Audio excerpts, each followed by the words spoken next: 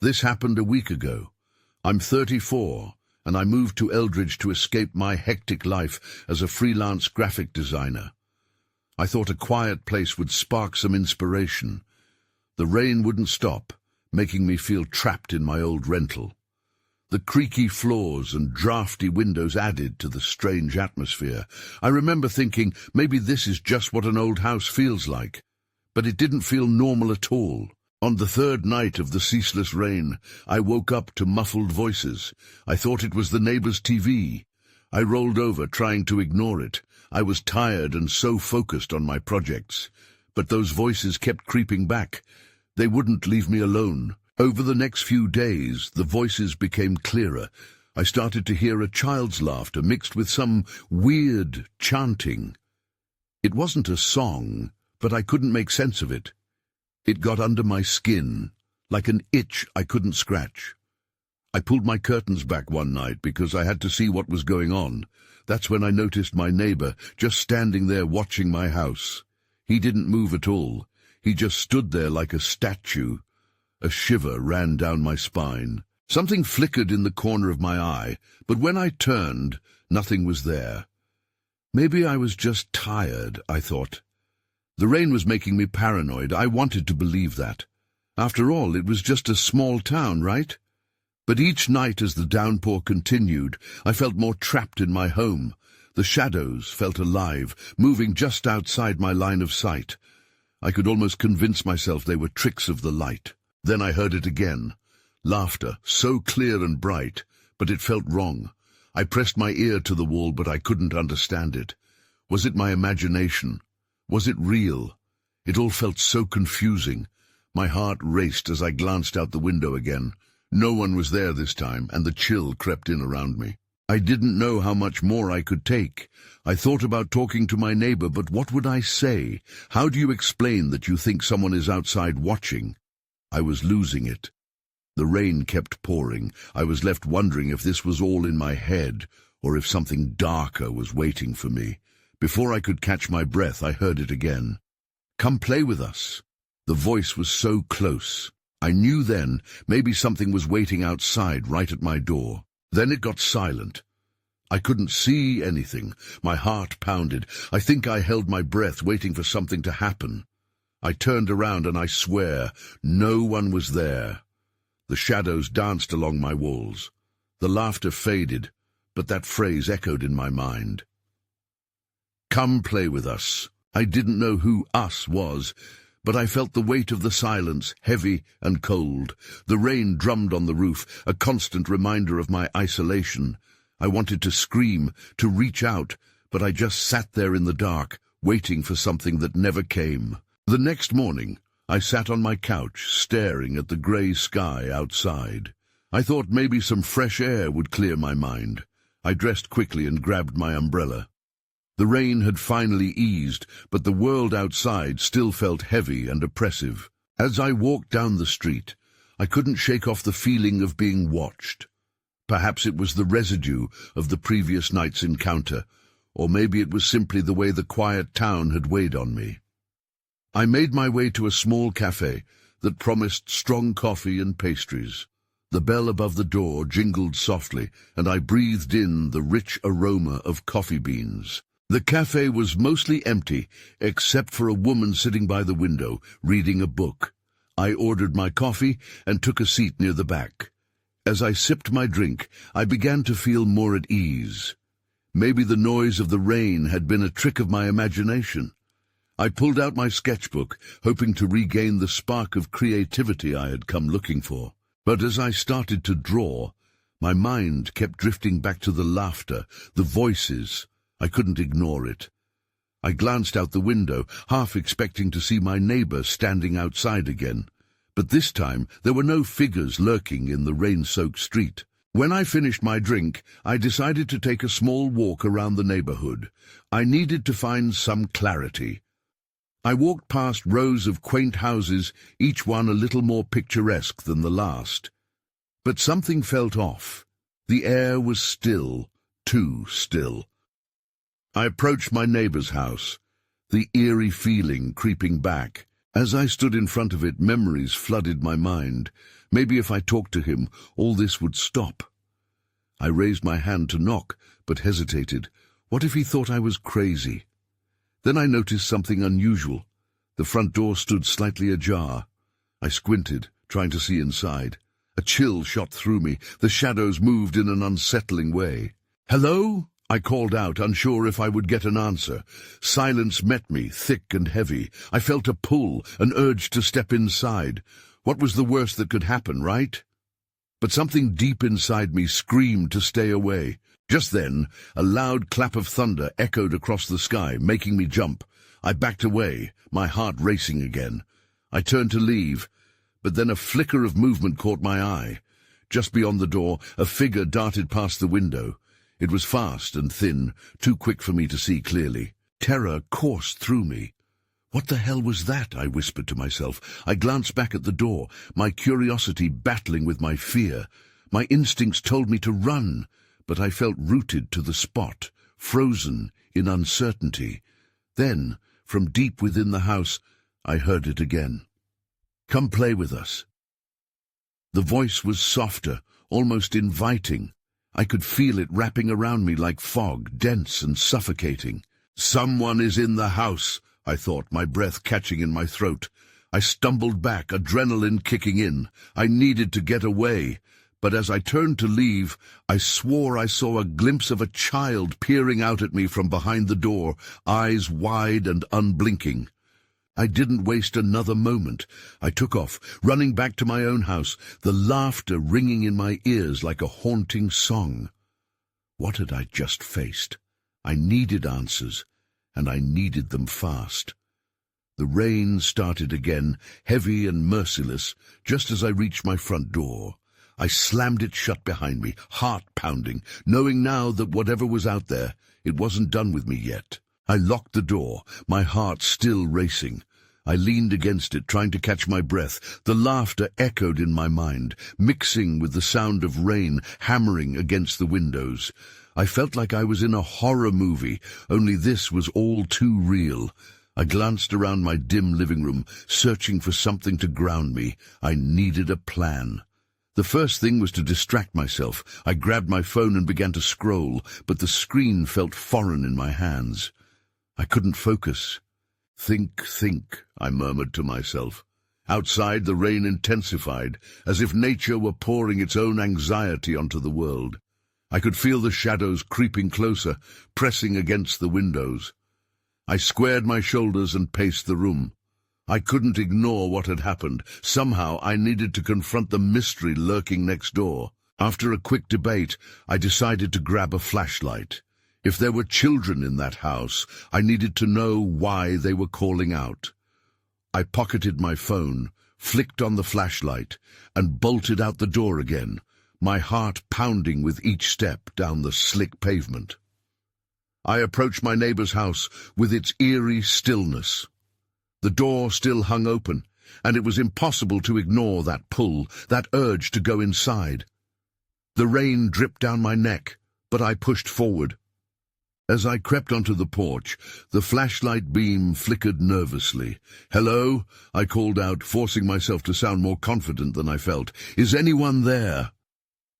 The silence was deafening, but suddenly a noise broke through, a soft giggle from inside the house. It sent shivers down my spine. I took a deep breath, gripping the flashlight tightly. "Who's there?" I said more firmly this time. The laughter stopped, replaced by a heavy silence. I felt the air grow thick, almost electric, as if the house was holding its breath. I pointed the flashlight inside. The beam illuminated a shadowed living room, but no sign of movement. Just then I heard it again, a whisper. "Come play with us." This time it was closer, as if it was right behind me. I spun around, scanning the darkening street. Nothing. Just the rain and the growing unease that wrapped around me. I took a shaky step into the house, curiosity and caution at war. The atmosphere felt thick with secrets. My footsteps echoed, absorbed by the dampness of the place as I stepped in. I felt like I was crossing into a different world, one where the rules of reality didn't apply. The flashlight landed on a staircase, dark and foreboding. I hesitated, glancing back at the door I had left open. All my instincts screamed at me to turn back, but the laughter, those childlike giggles, called to me again. "Stay calm," I whispered to myself. I started toward the staircase, each step a mix of fear and determination. As I reached the first step, I noticed something on the wall, a collection of drawings. They were crude but vibrant, depicting scenes of children playing in rain-soaked streets, their faces twisted into wide, unsettling grins. That's when I saw it. At the bottom corner of one drawing, a figure stood apart from the rest, tall and shadowy, watching. My breath hitched in my throat. I wasn't just stepping into a house, I was stepping into a nightmare. I turned to leave, but the door slammed shut behind me, sealing my fate. I gasped, the sound echoing in the silent house. The door had closed so suddenly that it felt like the house itself was alive. My heart raced again. I had to get out. I turned back to the staircase. The flashlight beam flickered, revealing the drawings again. They seemed to mock me now, the children's grins stretching wider, as if they somehow knew I was here. In that moment, the giggles came back, louder and more insistent. "Come play with us." "Who are you?" I yelled, my voice breaking through the chaos in my mind. A response echoed through the empty halls, and just as I was about to bolt for the door, I noticed a movement out of the corner of my eye. In the living room, near a dusty old bookshelf, a figure appeared. Not the shadow from the drawing, but a child, a girl with a frayed dress and muddy shoes. Her hair hung in her eyes, obscuring her face. She looked up at me, and my stomach twisted at the sight. "Are you lost?" she asked in a sing-song voice, her head tilting to the side. I'm not here to play," I stuttered, backing up a step. She giggled again, and my skin crawled. "But we want you to play." Before I could respond, another figure joined her, a boy similarly ragged and dirty. They stood side by side, watching me with those chilling, eager grins. The flashlight flickered again. I turned, wishing for a moment I could just walk out the same way I came in, but the door loomed behind me like a trap. "Where are your parents?" I managed to ask, trying to keep my voice steady. "They're gone," the girl replied, her giggle fading into a whisper. "We're all alone. Don't you want to play with us forever?" A sudden chill permeated the air, as if the house itself was inviting me to stay. I shook my head, panic hitting me like a cold wave. "No, I need to go," I said, tension lacing my voice. The boy stepped forward, eyes wide with excitement. "You can't leave. Not yet." A heavy thud echoed from somewhere deeper in the house, making me jump.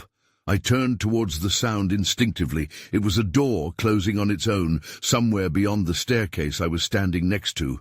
Something shifted in the shadows above, as if someone else was watching us. "Please," I begged as they took another step closer. "I just want to go home." The girl frowned, her grin fading. "You can't. You belong with us now." Realizing I had to act, I focused on the front door. With every ounce of energy, I bolted toward it. The two children lunged forward at the same time, laughter morphing into a chilling shriek. I gripped the doorknob, frantically twisting it, but the door wouldn't budge. Then, as if on cue, the room plunged into darkness. The flashlight died, leaving me in pitch blackness. I could hear their footsteps closing in. Suddenly, a flash of lightning illuminated the room, revealing their gaunt faces twisted in manic delight. "Stay and play," they chorused. And that's when I realized they weren't just children. They were something else entirely. And whatever they weren't ready to let me leave. I stumbled backward, the weight of the darkness pressing against me. I could hear the children's breath, quick and excited, as it mingled with the distant groans of the house settling. They were getting closer, their laughter a haunting melody. "Don't you want to have fun?" the girl sang out, her voice wrapping around the shadows. I felt a frantic pulse of fear. I turned, needing to find anything, a place to hide or a way out. Panic coursed through me. The hallway stretched ahead, appearing endless and ominous. I dashed forward, not knowing where I was headed, but desperate to escape them. The floorboards creaked beneath my feet, an alarm with every step. And just like that, I faltered. Shapes loomed in the darkness, swaying gently. They weren't just shadows, there were more drawings on the walls, dark, twisted versions of the children. The crayon strokes were jagged, like they were drawn in a hurry. What had once been innocent seemed grotesque now. My pulse quickened as I skimmed my fingers over one sketch. The eyes of the figures seemed to follow me. "You can't hide from us," the boy shouted, and the echo filled the air. I spun around, half expecting them to be right behind me, but the hallway was empty now. I had to think. My eyes darted around, searching for a way out, when a flicker of light shone from a door to my left. It seemed to call me. Was it real? Or just another trap? Taking a chance, I crept toward it. The door was slightly ajar. I pushed it open, heart racing, hoping to find a way out. The room inside was dark, but appeared to have some moonlight bleeding in through a grimy window. There was a large trunk in the center, dust motes hanging in the air like trapped memories. Cautiously, I approached it. The lid was heavy and warped, but curiosity outweighed my fear. I pulled it open with a creak that echoed through the silence. Inside I found old toys, dolls with missing eyes and faded stuffed animals that looked as though they'd been abandoned for years. But then something gleamed beneath the rubble. It was an old mirror. Tentatively I picked it up, wiping away the dust. At first I saw only my own terrified reflection. But then it shifted. The children appeared behind me, their faces twisted in glee, as if they were staring into the mirror with me. "Do you see us?" they asked, their voices mixing with whispered shadows. "Are you ready to join our game?" The air thickened, and I felt an overwhelming sense of dread. They were getting closer again, their laughter echoing in my ears. I dropped the mirror, heart pounding, and bolted from the room. But as I stepped back into the hallway, something caught my eye. A flicker at the end, a figure standing still, a tall silhouette bathed in darkness. Someone else is here, I thought, the realization crashing over me like ice water. Who, or what, was waiting for me now? I took another step forward, breath hitching in my throat as I readied myself for the answer. I inched closer, trying to gauge the shadow's shape. It didn't move, just loomed there, a dark statue amidst the chaos of the house. My instinct screamed at me to turn back, but curiosity pulled me closer. I couldn't shake the feeling that it was somehow connected to everything that had happened.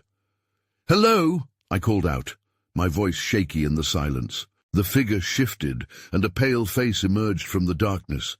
It was a woman, her eyes wide, reflecting fear in a way that mirrored my own. "Please," she whispered hoarsely. "You have to leave." "Why? Who are you?" I asked, gripping the doorframe for support. I needed her to explain, to make sense of this madness. "Just run. They'll find you." Her voice trembled, and I couldn't tell if it was from fear or something else. "Who? The children?" I asked, taking a step closer, my heart racing. "Yes, they—" She started but faltered, glancing over her shoulder as if something were creeping closer. The hallway seemed to pulsate with a presence I couldn't see. Then, in an instant, her expression shifted from fear to determination. "Listen, find the room with the speaker. It's in the attic. You can stop them." "Stop who?" I pressed, but the question caught in my throat as I felt a strange pressure building around us. The children's laughter danced through the air, merging with a soft, echoing sound, like whispers blowing through an old radio. "I can't stay," she cried, her eyes wild. "You have to go." Before I could respond, she turned and fled down the opposite end of the hallway, disappearing into the shadows. I stood there, stunned, unsure of what to do next. What was she running from? What was in the attic? I shook off my doubts. If there was a way to put an end to this nightmare, I needed to seize it. I dashed down the hallway, the echoes of the children's laughter growing louder, urging me to hurry. The stairs to the attic loomed ahead, blocked by piles of old furniture and sheets that rustled as if they had a life of their own. I climbed over debris, stumbling occasionally, glancing back down the corridor. I half expected to see the children sprinting after me, their faces twisted in that horrifying glee. Finally, I reached the attic door. The knob was cold in my hand, and I hesitated, taking a deep breath. The whispers grew fainter, but I could still hear the children's giggles. I pushed the door open and stepped inside, feeling a strange chill wash over me. Dust floated in the air, illuminated by a small window. The attic was cluttered with boxes and old furniture, but my eyes went right to the far wall. There it was, a speaker, large and old, cords tangled around it like vines.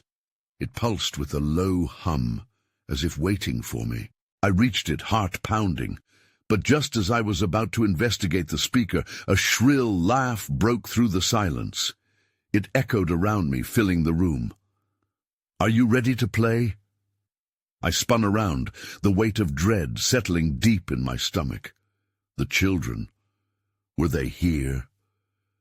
I couldn't see them, but I could feel them closing in. In that moment, I realized my chance to confront this madness could be slipping away. I took a step back, ready to fight against whatever was coming for me. But just as I did, the shadows elongated, stretching like fingers across the floor. I needed to act. Fast. I scanned the dim attic, my heart racing with dread. I needed a plan. The laughter grew louder, chillingly joyful, and it swirled around me like a creeping fog. I couldn't let them close in on me. I turned my attention back to the speaker. What did the woman mean by "stop them"? I stepped up to the ancient device, my hands trembling as I brushed dust from the surface. The hum vibrated through my fingertips, resonating with a strange energy that seemed to pulse with life. "Please work," I murmured under my breath. I yanked at the tangled cords, trying to find the right plug, hoping it could somehow help me confront whatever was happening. Suddenly that laughter shifted, morphing into a cacophony of whispers. I couldn't make out the words, but their urgency was unmistakable. "Are you ready to play?" came the voice again, this time closer, echoing directly behind me. I whirled around, dread freezing my blood. Behind me stood a child, a little girl with wide, dark eyes and tangled hair falling over her face. She grinned, a gleeful smile that didn't match the sinister atmosphere. "What do you want?" I stammered, my mind racing for a way out. The girl didn't respond. Instead, she just pointed downward with a bony finger. "What?" I asked, my voice shaky. I followed her gesture, my breath quickening as I realized the shadows on the floor were thickening, forming shapes that seemed to writhe and dance. Then I saw them, more children appearing from the corners of the attic, their faces obscured by darkness, eyes glinting with that unsettling joy. Panic shot through me. I turned back to the speaker, desperate for answers. "What do I need to do?" I shouted, the childish laughter mingling with the whispers. That's when I noticed something on the ground. Sandwiched between the clutter was an old audio tape, its label peeling off. I knelt to pick it up, the moment stretching into an eternity as I felt the girl's gaze bore into my back. "Don't!" she hissed, but it was too late. I could feel the weight of the shadows pulling at me, a desperation to stop me from uncovering whatever truth lingered within the tape. Ignoring her warning, I slipped the tape into the speaker and pressed the play button. Static crackled through the air, making the children hush for a moment, their faces taut with interest.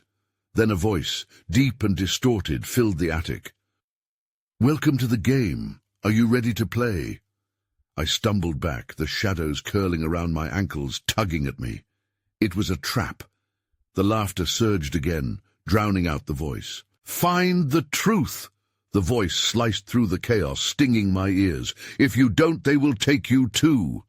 Before I could react, the children's laughter erupted again, drowning out everything. The shadows lunged, and I felt something cold and clammy grip my ankle. I had to escape. The truth loomed, but so did the darkness. "Stop!" I shouted, struggling against the pull, but the shadows tightened. I couldn't let them take me. Desperately, I reached for the cords of the speaker, hoping to shut it down before it was too late, and that was when everything went dark. The darkness enveloped me like a heavy blanket, pressing down on my chest and stealing my breath. Time stretched as I felt myself falling. I landed hard, the cold floor beneath me jolting me back to reality. I scrambled to my feet, disoriented and gasping for air. The laughter had stopped. Instead, it was replaced by an eerie silence, broken only by the faint crackle of static from the speaker. I inched toward it, the muted light revealing the chaos around me, a jumble of dusty boxes and scattered toys that looked untouched for decades. My heart raced as I caught sight of the children again, though they were now just dark figures in the corners, shadows against shadows. I tried to call out, but nothing came out. They remained silent, watching. "Why am I here?" I whispered, more to myself than to anyone else. As if in response, the shadows shifted, coiling closer to me. "Find the truth." The distorted voice echoed again from the speaker, breaking the stillness. "You only have until midnight." A chill settled over me. It felt like a countdown ticking away in the back of my mind. I needed to understand what truth I had to find, or else. My mind scrambled, piecing together the fragments I had just witnessed. The girl, her warning, the tape, the ominous game. I turned on my heel and surveyed the attic anew. My eyes fell on the boxes, a mix of old clothes and forgotten items. There had to be something here, some clue that would help me make sense of all this. With renewed determination, I started to dig through the boxes, throwing things aside. As I rifled through the clutter, I found a small frayed diary tucked away in a corner. The edges were worn, and it smelled old, like mothballs and dust. I opened it carefully, revealing pages filled with childish scrawl. Alone in the attic, I could almost hear the giggles of the children outside my line of sight. The entries were dated, written by someone named Lizzie.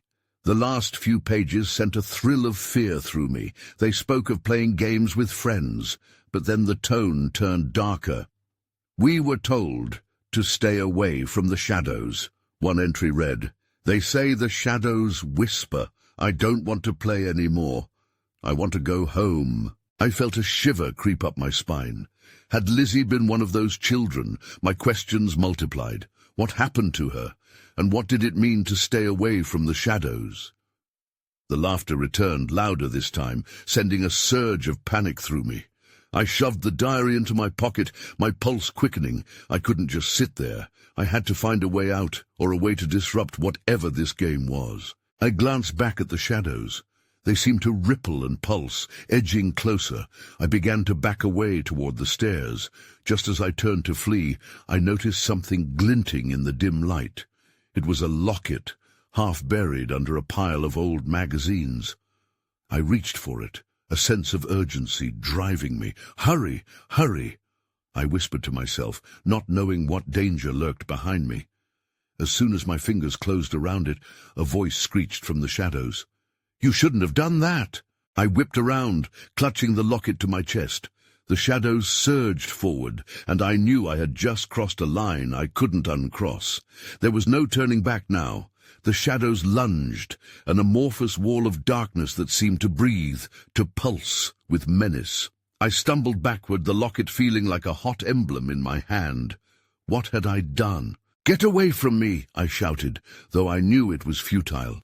My voice echoed in the attic like a cry for help lost in the void. I darted for the stairs. The laughter grew frantic, a chorus of voices overlapping, taunting me. Just as my foot hit the first step, a cold, creeping hand brushed against my ankle. I jerked away with a yelp, barely catching my balance. The shadows twisted closer, their whispers blending into a dissonant hum. I had to get out. I slammed my foot against the next step and raced down as fast as I could. The attic door was ajar, and I flung it open, flying into the hallway below. I had to reach safety to escape this nightmare, but the moment I stepped out, I felt something shift. The atmosphere felt thicker, more suffocating, like the house itself was closing in on me. I pressed forward, sprinting down the narrow corridor as uncertainty clawed at my mind. Why was this happening? What was the truth I needed to find? I reached the ground floor, taking a sharp turn into the living room. It was dark and silent, the only light coming from the flickering street lamp outside. Yet something felt wrong. The air was electric, charged with an awful tension. The laughter from the attic still echoed in my ears, like a ghost that wouldn't relent. I needed to collect myself. I turned on the lamp. The sudden pool of light chased shadows across the walls, but I felt them lurking just beyond the reach of the glow. Heart racing, I scanned the room for something, anything, that could help me make sense of this. Then my gaze fell upon the old television set in the corner. The screen was black, cracked and dusty, but there was a faint blue glow emanating from it, pulsating gently. I approached it cautiously, and as I did, the glow brightened, illuminating the room. Suddenly the static burst to life, and an image flickered on the screen. A child's face appeared, her big, sorrowful eyes staring directly at me. It was Lizzie. My breath caught in my throat. "I thought you'd never come." Her voice crackled through the hush, filled with a strange mix of fear and urgency. "You have to leave now. They won't let you go." "What do you mean?" I whispered, gripping the edges of the set as the shadows crept closer. "What's happening?" "They take the children," she said firmly, her voice breaking. "You need to find the last game. It's hidden in the attic." Before I could ask her more, the image wavered and then vanished, the screen reverting back to static. I stumbled back, disoriented. What was the last game? Just then, a chill washed over the room. The laughter returned, but it was different now. It felt predatory, as if it were watching me, waiting for the perfect moment to strike. I looked at the still darkened attic door. I couldn't go back, but I didn't have a choice. If I wanted to find the truth, I had to uncover what Lizzie warned me about. The clock was ticking, and midnight was approaching fast. I steeled myself and made my way back to the stairs. As I climbed, the air thickened around me. I was close, but I didn't know what awaited me in the attic. Would I find answers or something more monstrous? I felt the shadows shift ominously. Then, just as I reached the top, the soft sound of footsteps echoed behind me, chilling me to the bone. I turned slowly, dread pooling in my stomach. Someone was following me. At the top of the stairs, I pushed the attic door open, heart pounding. The memories of Lizzie's warning echoed in my mind as I stepped inside. I had just tread into the heart of the storm, and the atmosphere pulsed thick with anticipation, as if the house itself knew I was there. "Are you ready to play?" The laughter rang out, sharper and more sinister than ever. I turned to face the shadows that had followed me up. They loomed larger now, twisting and curling, the forms of the children distorted, flickering like candle flames. I took a shaky step backward, suddenly regretting my decision to return. But that small voice in the back of my mind urged me onward. I had to know what the last game was and what it took to escape. I spotted the old speaker across the room. Perhaps it held the key to understanding whatever sinister grip the house had on its previous inhabitants, something to help me break this cycle of terror. My eyes darted around the dim attic, searching for a clue amidst the dust and shadows. Just then, the shadows swept closer, brushing against my skin with cold fingers. I could hear their whispers again, beckoning me to submit. "Join us! Join us!" they chimed, a chorus of eerie delight that made my skin crawl. Gritting my teeth, I focused on the speaker. If I could find whatever game Lizzie had mentioned, perhaps I could break whatever hold this place had over me and the lost children. My determination surged as I rummaged through the boxes, flinging aside debris, desperate to find anything useful. There, beneath a faded quilt, I discovered a stack of board games, dusty but intact. I pulled one out, its familiar logo sending another jolt of recognition through me. It was a classic children's game known for its simple rules. But there was something different about this one. The game was etched with strange symbols, as if someone had scrawled over it in a panic. My fingers trembled as I smoothed my hand over the surface. "Those who play must pay," a voice whispered ominously, sending chills down my back. With the game in hand, I turned towards the shadows that began to swirl around me. "I'm not afraid of you," I shouted, though internally I wavered. Their laughter intensified, morphing into a violent cacophony, scraping against my consciousness like nails on a chalkboard. "Are you? But you're already part of our game," they shrieked, echoing Lizzie's last words back to me, distorting her innocent tones into something wicked. I swallowed hard, clutching the board game. No, I choose to end this. With a swift motion, I threw the game across the room. It landed with a thud, and something shifted. An electric charge rippled in the air. The game began to glow, the symbols illuminate, casting brilliant light against the walls. The shadows recoiled, shrieking as they were pushed back, retreating momentarily from the light, like cockroaches scurrying from a beam. "Yes, it's working," I breathed, a surge of hope charging my veins. I moved toward the game, feeling its pull, knowing I needed to engage with it, to confront whatever was tied to it. But just as I reached for it, the dark figures surged forward once again. The air crackled, and the laughter morphed into a siren song desperate to ensnare me. "Play with us, and you won't want to leave." But I stood firm. I could feel the shadows clawing at my resolve, but I could also feel the warmth of the game, its brightness promising liberation. Taking a deep breath, I yelled, "If I play, I will win." And just as I said it, a deafening crash reverberated through the attic. The ground beneath me shifted, and with it the entire house groaned. I felt my feet lose balance as shadows crashed against one another, swirling violently. With everything I had, I lunged for the glowing game, grasping it tightly as darkness converged around me. It was a battle of wills now, the children, or what they had become, versus my determination to survive. Then, in one final act of defiance, I shouted unique rules of the game that I distinctly remembered from childhood. 4 corners! Find your spot, but only one can leave. The shadows froze momentarily, caught off guard. I could see the flickering excitement drain from their faces. Hope surged through me. Maybe I could contain them long enough to escape.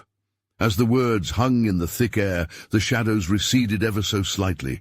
I could see their eyes darting, desperately searching for the route back to their malignant pleasure. I gripped the board tighter, feeling it warm against my palm. "Now, play!" I commanded. In that moment, the shadows converged, howling and shrieking, but the warmth of the game pulsed through the room, pushing the darkness back, a barrier of light. "What will it be?" I murmured, hopeful but terrified. "Will you finally let go?" They lunged forward one last time, but then just as suddenly everything went silent. The shadows was pulled back, wrapping around the game like a wilting vine. The atmosphere shifted. As the shadows pulled back, I felt the ground beneath me stabilize. Suddenly, I wasn't alone. A flood of figures materialized. Children with bright eyes and laughter, but no longer twisted or malicious. They were free, and I was caught in the passageway between 2 worlds. The tension in the air faded, replaced by a gentle warmth as the figures of Lizzie and other children beckoned me toward the light. "Come with us," they called. But before stepping forward, I turned to the attic door, the shadows now twisting helplessly, their laughter replaced with a soft, mournful whine. Maybe they were trapped, a reminder of the darkness still lurking in the corners of existence. I didn't know what would happen next. Would they vanish along with me, or were they condemned to linger eternally? I took a step into the warmth, feeling lighter, and suddenly I was standing back on the street outside the house, rain still pattering down, but the tension now gone. Yet, as I turned back to look at the house, standing dark and eerie in the distance, I couldn't shake the feeling that something was still there, watching, waiting in the shadows. Some questions would remain unanswered, lingering like a fading echo, tethered to the danger I had just escaped. I moved away, heart pounding, knowing the memories would haunt me. Would the shadows still play their games elsewhere? Only time would tell. But one thing was certain: I would never look at childhood games the same way again. I walked away from the house, knowing some truths are better left unturned. Still, traces of the laughter lingered in my mind, reminding me of the darkness that lies right beneath the surface.